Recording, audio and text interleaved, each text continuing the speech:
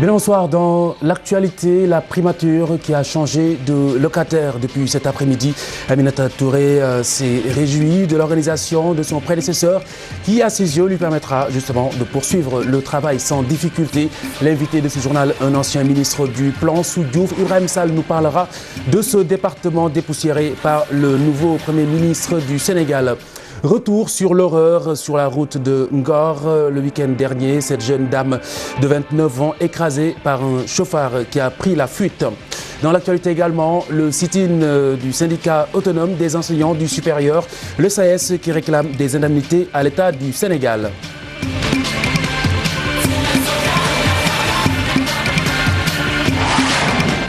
Aminata installé à la primature, la passation de service a eu lieu cet après-midi. Le nouveau chef du gouvernement trouve confortable la poursuite de la mission de son prédécesseur grâce au sens de l'organisation d'Abdoul Mbaye. Selon l'ancienne garde des Sceaux, elle n'aura aucune difficulté à parcourir les casiers de la primature. Diafaraba, Pape Cheikh Ndiaye Diouf. 3 avril 2012. 3 septembre 2013, 1 an 5 mois qu'Abdoul Mbaye occupait la station primatoriale. Aujourd'hui, il vient de passer le témoin à Aminata Touré. Le nouveau Premier ministre magnifie la bonne gestion des dossiers qu'Abdoul Mbaye lui a remis. Nous avons fait une passation. J'ai trouvé des documents très bien organisés. Et voilà, je lui ai souhaité également bonne chance pour la suite. Je suis sûr qu'il doit avoir beaucoup de projets. Et je me félicite de tout cela parce que c'est un signe que nous avons un État fort. La passation et la continuité de l'État n'a souffert d'aucun pli et on s'en félicite. Comme je l'ai dit, nous souhaitons accélérer la cadence, accélérer le pas, évidemment sous les instructions du président de la République, parce que nous mesurons l'impatience de nos concitoyens. Pour ceux qui pensent que c'est pour mettre la pédale douce sur les dossiers des biens mal acquis, Aminata Touré précise. Tout cela était dans les engagements du président de la République, dans son programme Yonou Yokouté. L'état de droit, vous savez, c'est un processus, lorsque vous le démarrez, il ne s'arrête pas. Parce qu'il ne s'agit pas seulement de la justice, il s'agit également des citoyens. Et je crois qu'il n'y a plus de retour en arrière possible. Je crois que nous sommes là pour faire avancer l'état de droit. Et je crois qu'il n'y a aucun changement dans la stratégie et les ambitions du président de la République. Et les choses vont continuer à se passer normalement. Abdoul Mbaye passe ainsi le témoin à Aminata Touré, la dame de fer, comme elle est surnommée, à la lourde tâche de mener le bateau sénégalais à bon port. L'attelage gouvernemental connu hier en fin de journée, 32 membres dont un ministre délégué. Dans la position bien entendu des mouvements internes, des entrées et des sorties naturellement. Fatih Dieng. L'avènement d'Aminata Touré à la primature a donné lieu à de nombreux changements. L'ancien directeur des impôts et des domaines, Amadou Ba, prend la place d'Amadou Kane au ministère de l'économie. Maïmouna Ndoye devient ministre de l'énergie en remplacement de Ali Ngouille Ndiaye. Abdoulaye Baldé, l'un des piliers du programme Yonou Yokouté, laisse sa place à Abdoulaye Seck au ministère de l'Agriculture. Anta Sarr prend les commandes du ministère de la Famille et de la Femme. Du côté du ministère du Budget, Martar Cissé remplace Abdoulaye Daouda Diallo qui devient le nouveau ministre de l'Intérieur. Maître Oumar Youm est promu au poste de ministre de l'Aménagement du territoire et des collectivités locales. Le remaniement intègre un nouveau ministère chargé de la promotion des investissements et des partenariats avec à sa tête Diène Farba Sarr, l'ex-directeur général de l'APIX. Aminata Touré, promu Premier ministre, laisse son siège à Maître Sidiki Kaba, qui devient ministre de la Justice, garde des Sceaux. De l'autre côté, les sortants ont beaucoup retenu l'attention avec le départ de Youssou Ndour, ex-ministre du Tourisme, ainsi qu'un ancien ministre de l'Intérieur, Pathé Seck. Youssou reste tout de même collaborateur auprès du chef de l'État. Il devient ministre conseiller. Amadou Kane n'est plus ministre de l'économie. Aram Ndoye, chargé des collectivités locales, auparavant également remercié. Seynabou Gaye Touré quitte ses fonctions de ministre délégué auprès des Affaires étrangères et des Sénégalais de l'extérieur. Fatih Dieng, vous l'avez dit, parmi ces ministres de la République qui quittent le gouvernement, Youssou Ndour, l'ancien ministre du Tourisme et des Loisirs, désormais conseiller ministre qui émane d'une entente entre les deux hommes. Tout d'abord, je rends grâce à Dieu remerciant mes parents, mes amis, mes collaborateurs, le peuple sénégalais, et au premier rang, le président, son Excellence, le président Macky Sall, qui au lendemain de son élection m'a demandé d'œuvrer à ses côtés pour mettre le pays sur la bonne voie. Donc j'ai accepté, et pour l'amitié que je lui porte. Donc je me suis attelé à faire le diagnostic, l'analyse et arriver sur le plan de relance. Donc ces 3 phases ont débouché sur ce plan de relance dont j'ai parlé tout à l'heure, et j'ai eu à rencontrer le Premier ministre, lui présenter le plan de relance et rencontrer aussi le président Macky Sall pour lui présenter le plan de relance qui comporte énormément de choses. Et donc c'était ça mon objectif personnel, parce que quand on arrive dans un gouvernement, on doit mettre les fondements d'abord. Et je n'ai rien trouvé ici avec le tourisme, donc j'ai mis les fondements. Et aujourd'hui, c'est vraiment quelque chose qui est en place. Donc, c'était ma mission, et donc je suis venu voir le président de la République, et donc je lui ai remis tout ce qui était vraiment sur le plan de relance, et lui demander, en fait, je lui ai demandé de me libérer. Je lui ai demandé de me libérer parce que je crois que ma mission était finie, et à partir de ce moment, donc moi je considérais que mon travail était bouclé, et c'était à lui de voir qui peut diriger en fait ce plan de relance, la relance du tourisme. Youssou Ndour était au téléphone RFM d'Antoine Diouf. Ce contexte dans lequel l'équipe est formée charge bien entendu la mission de Challenge. C'est du moins l'appréciation d'observateurs qui estiment par ailleurs que ce gouvernement d'Aminata Touré n'a pas le droit à l'erreur. 32 ministres pour un nouveau départ dans la gestion des affaires publiques du Sénégal. Une nouvelle équipe dirigée par Aminata Touré qui sera très attendue face aux urgences de l'heure. Le gouvernement vient à un moment où il y a une sorte de TP ou de TD avec les inondations, l'hivernage, les semis et bientôt les récoltes. Ils arrivent à un moment où on va juger ce gouvernement dans ses premières réactions par rapport à ces questions qui sont extrêmement importantes. Et des changements majeurs à certains ministères clés, notamment l'économie, les finances et le budget avec le duo Amadou Ba et Makhtar Cissé. Un tandem plein d'espoir aux yeux des observateurs. Si on regarde l'histoire politique, l'histoire des gouvernements du Sénégal, depuis Mamadou Lamine Loum jusqu'à aujourd'hui, et peut-être même en remontant un peu plus loin, mais est-ce que c'est la peine? On se rend compte que les gens qui sont issus du Sérail ont souvent eu des résultats, en tout cas, plus probants que les autres. Donc on peut s'attendre à ça. Le ministère de la Justice n'est pas en reste avec l'entrée de Maître Sidiki Kaba. Toutefois, cette nomination fait grincer des dents, vu que l'homme était jusqu'ici l'avocat des plaignants dans l'affaire Habré. Je pense que Maître Sidiki Kaba, c'est un avocat, puis c'est un militant des droits de l'homme. Donc on ne peut pas lui reprocher de défendre des clients, parce que c'est son rôle. Bon, on espère qu'avec sa posture actuelle, il sera en mesure de faire la part des choses et puis de diriger ce département aussi important de manière transparente et de manière vraiment rigoureuse. Parce qu'il a des préjugés favorables, parce que c'est un homme du Sérail, c'est un militant des droits de l'homme, c'est un homme qui connaît bien la justice sénégalaise, la justice africaine et la justice internationale, parce qu'il a milité dans de hautes instances et il a eu à diriger la Ligue internationale des droits de l'homme. Je pense que c'est l'homme qu'il faut à la place du faux. Après plus de 16 mois, le Sénégal tient donc son deuxième gouvernement sous l'ère Macky Sall. Le président de la République continue sa mission avec ses alliés.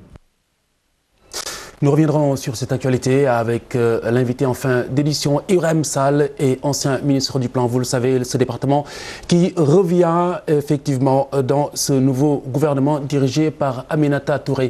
Ibrahim Sall était ministre du Plan sous Abdou Diouf. Ndeye Koumba Fall laisse un bébé de 3 mois, c'est une fille. Elle a été écrasée par un chauffard qui a pris la fuite par la suite. L'accident s'est déroulé dans la nuit de dimanche à lundi sur la route de Ngor. La jeune chef d'entreprise avait 29 ans. Les faits se sont déroulés entre 1h et 2h dans la nuit du 1er au 2 septembre. Cette jeune dame du nom de Ndeye Koumba Sall a été mortellement heurtée ici même entre Ngor et Almadies. Les auteurs de l'accident restent jusque-là introuvables. Elle avait déjà arrêté un taxi quand elle traversait pour partir vers le taximan. C'est en ce moment-là qu'un 4x4 Prado de couleur blanche, dont la pare-choc est à la gendarmerie de Ngor, l'a pris de plein fouet et l'a jeté dans l'autre bord, dans l'autre sens, qui mène vers le casino, puisque eux, ils roulaient vers les Almadies.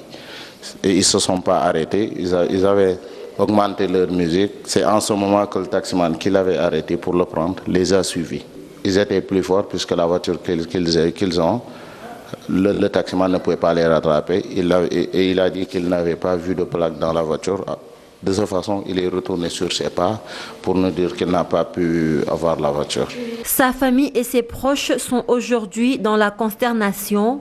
C'est avec une grande peine qu'ils décrivent la jeune femme. Je n'arrive pas à y croire. À la veille de l'accident, on s'est vu.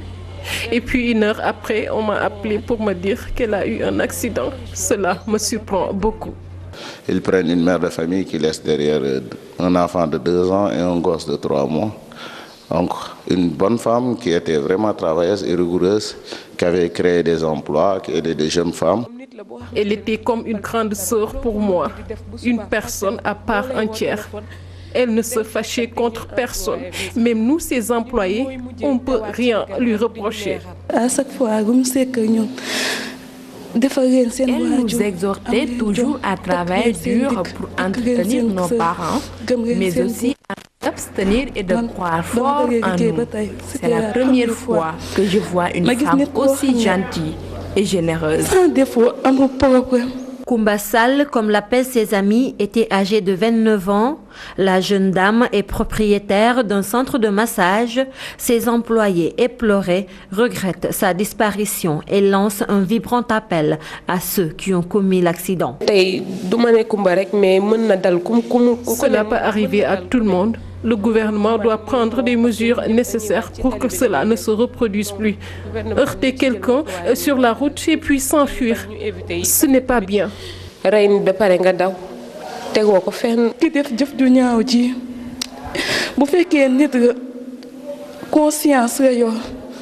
J'implore celui qui a commis cet acte de venir se rendre à la police si vraiment il est conscient.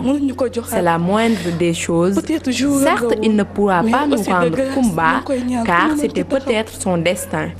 Il faut qu'il sache au moins qu'il a ôté la vie à une personne qui est chère à sa famille et à ses enfants.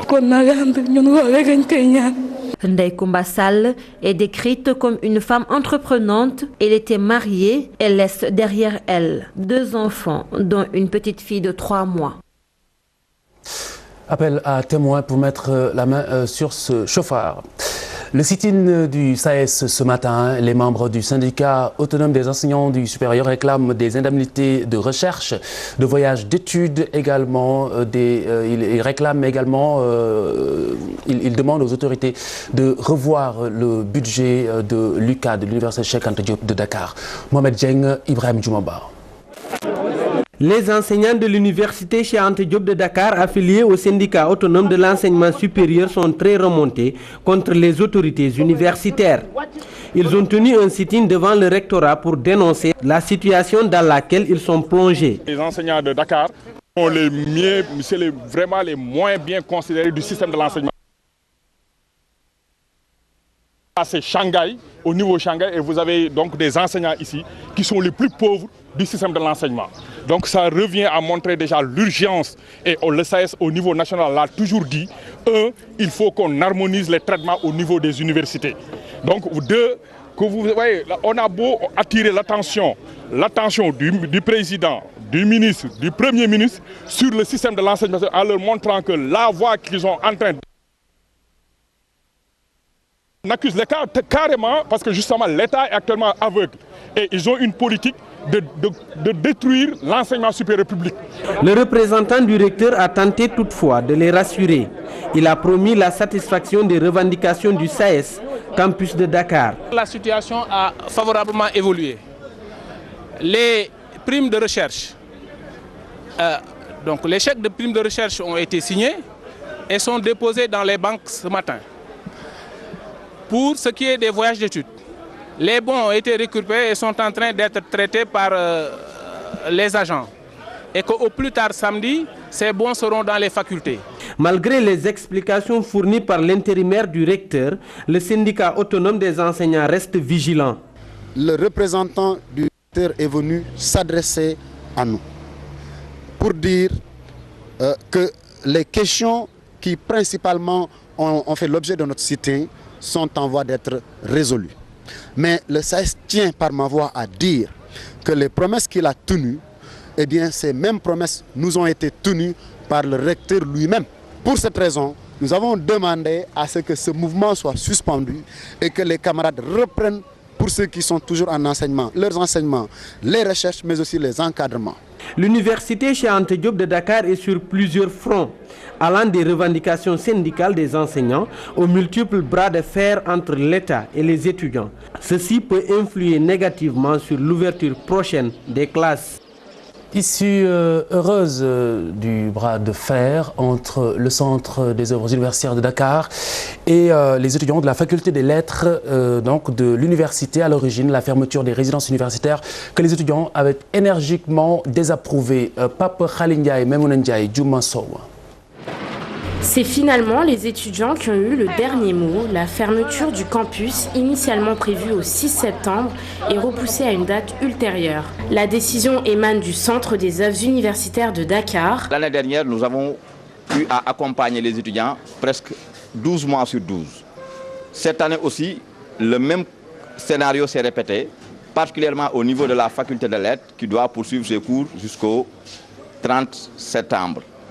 Maintenant, nous sommes devant un dilemme parce qu'il fallait coûte que coûte prendre une mesure de fermeture. Parce qu'il y a des travaux d'entretien à faire et aussi c'est une question d'hygiène. La plupart des étudiants doivent passer leurs examens du 15 au 30 septembre prochain. Cette nouvelle mesure s'imposait. Actuellement, on est en révision. On prépare les examens. Je pense que d'ici le 17, on pourra rester dans le campus et continuer à faire nos études.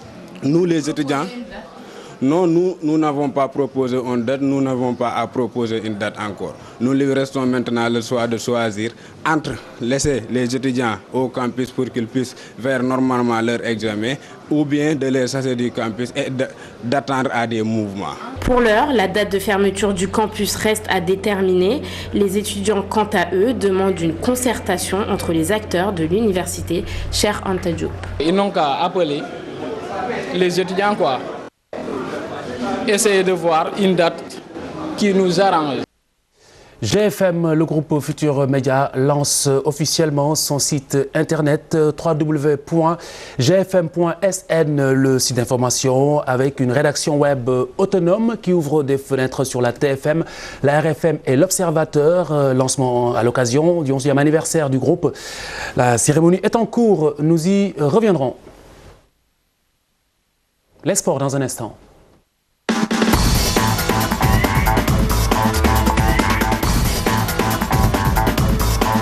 Pape Abdoulaye, bonsoir. Bonsoir Khalifa Diakhaté. La page des sports. Le football d'abord avec Sénégal-Ouganda. C'est samedi prochain à 20h à Marrakech au Maroc. Les Lions sont en regroupement depuis hier dans le royaume chérifien. Troisième séance d'entraînement cet après-midi après celle de ce matin et la première hier. Moussa Ndaw, ancien capitaine des Lions du Sénégal, il a aussi fait les beaux jours du WAC de Casablanca. Il revient sur ce match. Si on va aller à la Coupe du Monde, je pense qu'on ne doit même pas se poser des questions par rapport à ce match contre l'Ouganda. Moi, ce qui me préoccupe le plus, c'est surtout avec quel adversaire le Sénégal va jouer. C'est là où devait vraiment, la direction technique devait vraiment se pencher sur ça, c'est-à-dire par rapport aux poules de tête que sont le Nigeria, la Côte d'Ivoire, l'Égypte, le Cameroun et la Tunisie, pratiquement Nigeria et tout, qui sont en avance en nous sur les rangs FIFA. On devrait beaucoup plus s'appesantir sur l'équipe que le Sénégal va rencontrer pour la phase qualificative de la Coupe du Monde. Mais par rapport au match contre l'Ouganda, je pense que si on veut partir à la Coupe du Monde, l'Ouganda ne devrait pas nous poser énormément de problèmes à Marrakech, surtout de surcroît à Marrakech, où déjà j'avais émis le souhait il y a longtemps que le Sénégal a échoué là-bas, depuis le match contre la Zambie, malheureusement, contre l'Angola, malheureusement, qu'on a joué en Guinée. L'histoire non seulement nous donne raison, mais nous pousse encore une fois à penser que ce match, même là, aurait pu compter pour du beurre si on avait joué contre l'Angola en terre marocaine. Donc maintenant, ceci étant, je pense qu'entre l'Ouganda et nous, il y a une grosse différence. Le Sénégal devrait normalement, logiquement passer. Il faudra surtout penser à notre prochain adversaire par rapport au tirage au sort. Sénégal-Ouganda le week-end prochain, donc pour la dernière journée de la phase de groupe des éliminatoires de la Coupe du Monde Brésil 2014. Toujours avec le football, avec l'attaquant sénégalais Demba Ba, qui reste à Chelsea avec la clôture du mercato hier. Demba Ba en rude concurrence avec plusieurs attaquants, dont Samuel Eto'o-Fils, l'attaquant sénégalais donc, Demba Ba, était à 2 doigts de rejoindre les Gunners d'Arsenal, mais finalement cela ne s'est pas fait. Gareth Bale est à Madrid. L'attaquant de Tottenham a signé pour un montant de 65 milliards de francs CFA. C'est donc la fin du feuilleton Bale-Tottenham, Real de Madrid. On passe au basket avec l'Afro-Basket 2013. Le Sénégal qui a terminé sur le podium, 3e place, synonyme de qualification à la Coupe du Monde en Espagne. Mais on aurait pu faire mieux, selon Moussa Meng, ancien international et sociétaire de l'AS Police. La préparation n'a pas été des meilleures. Il appelle l'État à mettre plus de moyens. Ils ont été bien gérés sur le plan psychologique, ils s'en sont bien sortis. Donc je pense que ça c'est une bonne campagne qu'on a faite, malgré que les difficultés qu'on a eues avec la préparation, parce que la préparation n'a pas été du tout bonne. Donc c'est en cours de match, peut-être en cours de championnat, que les gosses ont pu avoir acquis peut-être ils ont pu avoir certaines expériences au niveau des matchs. On a une équipe composée d'Américains, d'Européens, donc les styles de basket ne sont pas les mêmes. Donc s'il n'y a pas assez de temps de préparation pour pouvoir créer une osmose au niveau de l'équipe, ces genres de tournants-là peuvent créer on peut avoir des difficultés lors d'un match, par exemple dominer, mener des scores et être rejoint le match parce qu'il n'y avait pas assez de préparation, il n'y avait pas une assise technique pour pouvoir gérer ce genre de situation-là, à terrain couvert. Et basket, quand tu chutes avec le vent là, tu pousses plus que quand tu es dans le... Donc si tu as des lacunes là, que tu as ces habitudes-là, quand tu les acquiers au niveau des entraînements, donc ça va te suivre durant toute ta carrière. Voilà, Khalifa Diakhaté, c'était l'essentiel pour les sports. Merci, Pape Abdoulaye Der. Dans un instant, nous accueillons Ibrahim Sall. Il est économiste, ancien ministre du Plan sous Abdou Diouf. Monsieur Sall, je vous laisse vous installer. Il était ministre du Plan. Vous le savez, ce gouvernement, le tout nouveau gouvernement, intègre le ministère du Plan, un département qui a donc été dépoussiéré. Nous faisons connaissance avec fondamentalement ce pourquoi un tel ministre peut être utile à un pays. Monsieur le ministre, bonsoir. Bonsoir. D'abord, je vous laisse apprécier ce changement de chef de gouvernement. Alors c'est un changement de gouvernement d'abord, plus que le chef de gouvernement, je pense que c'est tout un changement de gouvernement. Et au-delà, bien entendu, des raisons naturelles qui sont propres au président de la République et que seul lui sait, on pouvait effectivement avoir le pressentiment qu'il n'y avait pas de feuille de route, que ce gouvernement n'avait pas une direction claire et que sur certaines actions, il y avait un peu de l'impatience, compte tenu surtout des attentes et des promesses qui ont été faites par le président de la République lors de la campagne électorale. Donc, changement de gouvernement, remaniement, on espère que les résultats seront meilleurs. Le seront-ils? Je pense que c'est prématuré d'en juger. Alors, comment est-ce que vous appréciez la taille de l'équipe? La taille de l'équipe, je pense que la taille de l'équipe n'est pas, à mon avis, un problème de fond. Ce qui me semble plus important pour un gouvernement, c'est la façon dont elle est structurée, dont elle est articulée. Puisqu'encore une fois, la question de fond, ce n'est pas le nombre de ministres, c'est plutôt quel ministère s'occupe de quoi et est-ce que les problèmes de coordination, de collaboration entre tel ou tel ministère ont pu être réglés au sein du gouvernement. C'est aussi au sein du gouvernement comment tel et tel pôle ont assez de pouvoir pour contrecarrer tel ou tel pôle et aboutir aux meilleures décisions. Alors, de ce point de vue, quelle appréciation vous portez sur le choix des différentes articulations? Je pense que c'est un remaniement qui a donc changé 3 postes clés, Premier ministre, ministre du Budget, ministre de l'Économie et des Finances. Je pense que quand même c'est une reconnaissance d'un mauvais casting, c'est évident. Et la deuxième chose, au-delà de ça, c'est que je pense que les changements qui ont été apportés au remaniement, tant qu'elles ne touchent pas les structures de fonctionnement du gouvernement et de l'administration, n'auront pas les effets escomptés. Alors, le département que vous avez dirigé sous Diouf est ressuscité, le plan. Qu'est-ce que c'est que le ministre du Plan, d'abord? Alors, qu'est-ce que c'est que le plan? Le plan, c'est tout simplement, dans une démocratie, c'est le lieu où, publiquement et de façon transparente, les acteurs se concertent, négocient et arbitrent des utilités publiques. Et quand il y a du plan, il y a une sorte de convergence mais des citoyens et des acteurs vers des choix collectifs. Oui.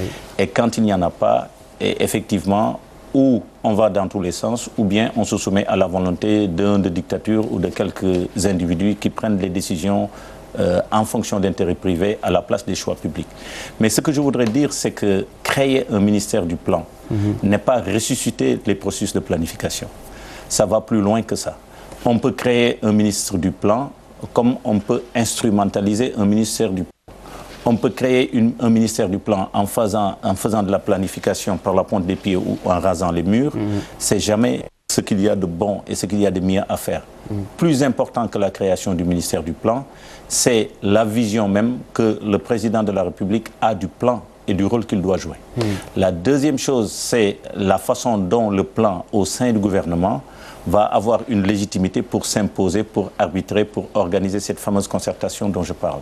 Et enfin, plus important que tout cela, c'est que dans l'action publique, dans l'action gouvernementale, il est important que tous les ministères, même ceux qui ne sont pas du plan, en particulier les ministères sectoriels, soient dans un esprit de planification et vont tous dans le processus de planification. Donc pour résumer, je dis oui, c'est une très bonne chose d'avoir créé. C'est un point de départ, mais ce n'est qu'un point de départ.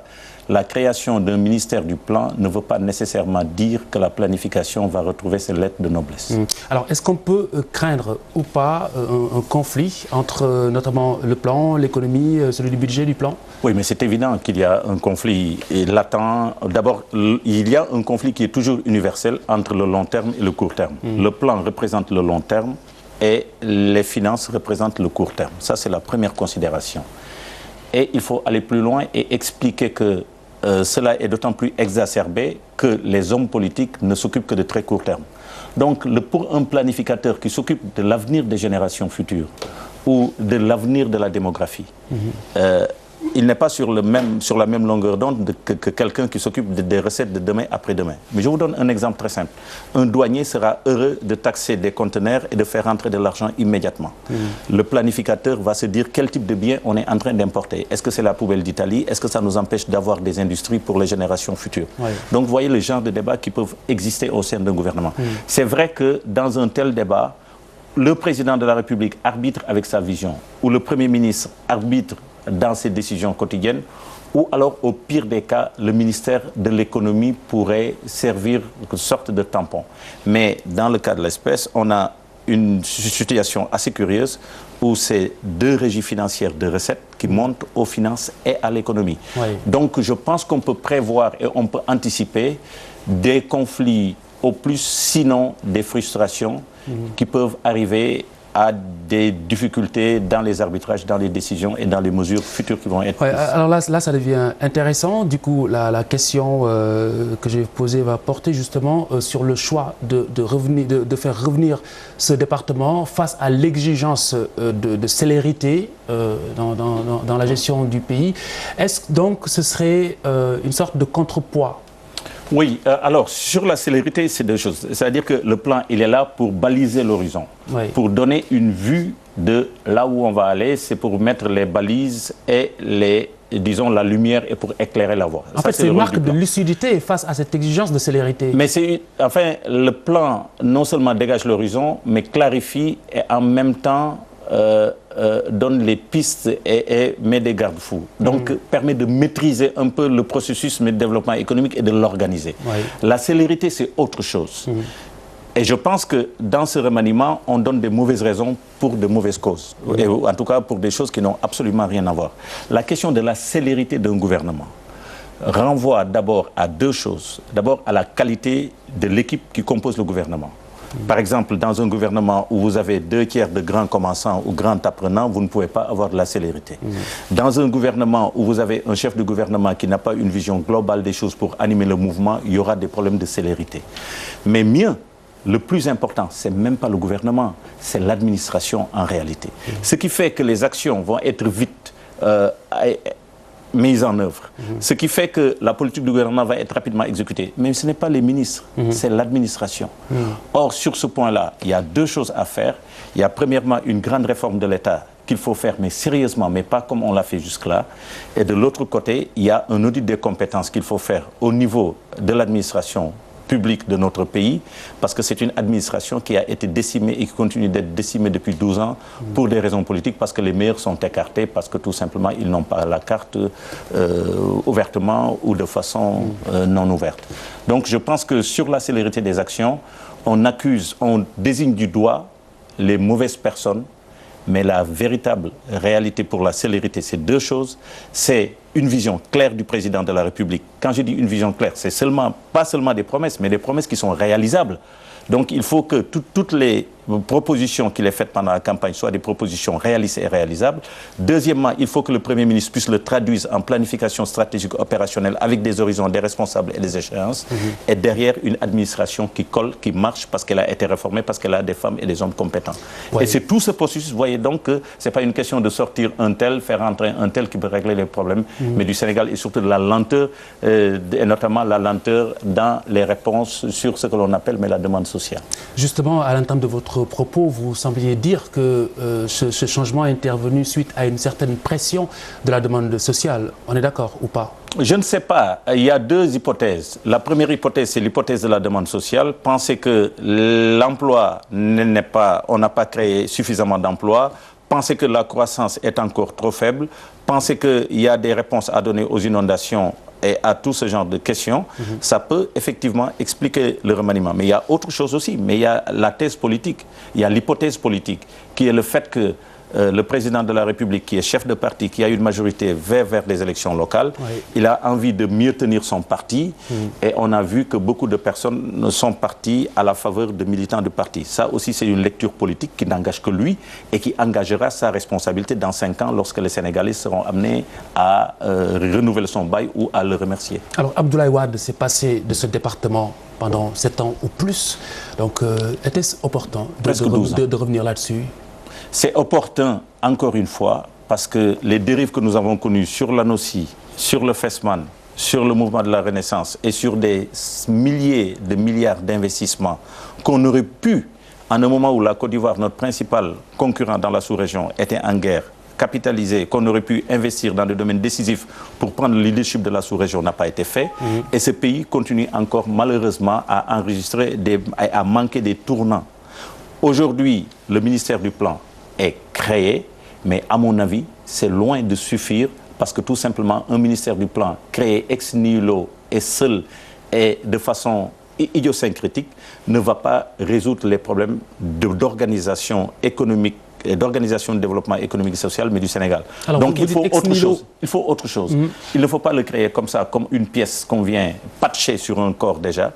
Il faudrait que la démarche soit globale et que la vision jusqu'à la réforme de l'administration... Ça a l'air de contrebalancer votre argumentaire. Disons que... Quand vous dites ex nihilo, créer ex nihilo... Non, mais j'estime que... Non, mais j'estime que c'est un début, mais il ne faut pas penser qu'un ministre du Plan a été créé, que notre développement économique va être mieux organisé. Très bien. C'est un début, mais c'est loin d'être la fin des choses. Alors, et je pense qu'il y a beaucoup de choses qui doivent aller avec ça. Dernière recommandation à Aminata Touré avant de nous quitter. Je n'ai pas de recommandation particulière à lui donner. Elle est assez intelligente, assez ferme, un très bon caractère. Je suis très lié amicalement avec elle, si elle me le permet. mais ce n'est pas à moi de lui donner des conseils parce que ce n'est pas mon rôle. Monsieur le ministre, merci beaucoup. Ibrahim Sall était ministre du Plan sous Abdou Diouf. Excellente soirée à toutes et à tous. Bonsoir.